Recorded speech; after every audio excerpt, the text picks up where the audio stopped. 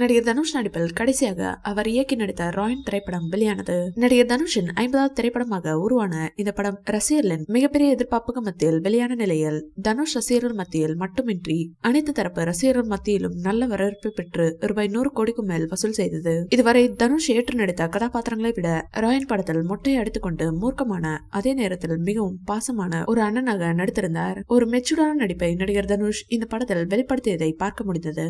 இந்த படத்தில் நடித்து முடித்த கையோடு தன்னுடைய சகோதரியின் மகன் நடிக்கும் நிலவுக்கு என்மேல் என்னடி கோபம் என்கிற திரைப்படத்தை இயக்கி முடித்துள்ளார். இந்த படம் ஜனவரி மாத இறுதியில் வெளியாக வாய்ப்புள்ளதாக கூறப்படுகிறது.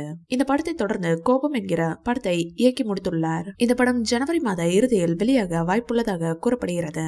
இந்த படத்தை தொடர்ந்து தனுஷ் இட்லி கடை படத்திலும் நடித்துள்ளார். இந்த படத்தில் இட்லி விற்பனை செய்பவராக தனுஷ் நடித்துள்ளார். இந்த படத்தின் ரிலீஸ் தேதியில் தான் ரஜினி சார் நடிக்கும் கூலி திரைப்படமும் வெளியாகிறது. மாமனார் மருமகன் கிளாஷுக்கு ரசிகர்கள் ஆவலோடு காத்திருக்கின்றனர். தனுஷிடம் ரஜினி படத்துடன் மோத ரெடியா என கேள்வி எழுப்பினர். அதற்கு தயாராக உள்ளேன் என சொல்லி இருக்கிறார். ரஜினிகாந்த் நடிப்பில் லோகேஷ் கனகராஜ் இயக்கத்தில் கூலி திரைப்படம் உருவாகி வருகிறது. அனிருத் இசையமைக்க நாகார்ஜுனா, சௌபின் ஷாஹர், உபேந்திரா, ஸ்ருதிஹாசன் என நட்சத்திர பட்டாளமே இதில் நடித்து வருகிறது. சன் பிக்சர்ஸ் நிறுவனம் பிரம்மாண்டமாக இந்த படத்தை தயாரித்து வருகிறது. வேடன் படத்தில் நடித்துக் கொண்டிருந்த போதே லோகேஷ் கனகராஜ் இயக்கத்தில் கூலி படத்தில் நடிக்க கமிட் ஆன ரஜினி சார் அதனை சன் பிக்சர்ஸ் நிறுவனம் தயாரிக்கிறது. படத்தில் மிகப்பெரிய நட்சத்திர பட்டாளமே நடித்திருக்கிறது.